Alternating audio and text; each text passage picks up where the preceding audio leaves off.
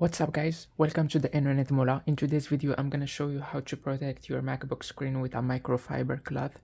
So I got this one from Amazon, which I'm gonna use in this video to protect the screen. So if you're worried about keyboard marks on your MacBook screen, grab a clean microfiber like this one, and make sure it's soft and lint free. So I'm gonna open this one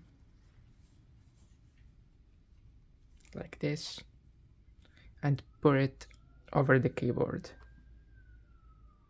Once you do that, you can now close your MacBook, and this will protect your new MacBook screen from all the marks in the keyboard buttons. So that's it for this video. If you like it, share with your friends, subscribe to our YouTube channel to get more tutorials.